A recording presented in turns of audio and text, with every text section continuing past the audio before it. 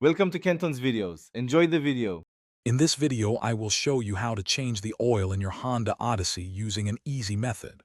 First, gather your essential tools: a 13mm wrench, an oil filter wrench, and a drain pan.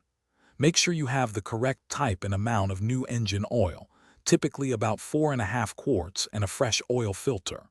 Park your vehicle on a level surface and engage the parking brake for safety.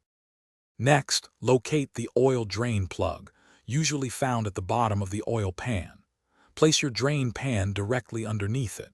Using your wrench, carefully loosen and remove the drain plug. Be prepared for the oil to start flowing immediately. Allow ample time for all the old engine oil to completely drain out into your pan before proceeding to the next step. Now it's time to replace the oil filter. Use your oil filter wrench to carefully remove the old filter. Before installing the new one, apply a thin layer of new oil to its rubber gasket.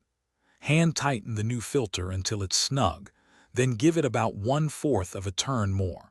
Finally, pour the recommended amount of fresh engine oil into the fill port.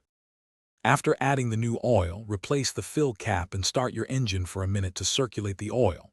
Turn it off, wait a few minutes, then check the oil level with the dipstick, adding more if necessary to reach the full mark.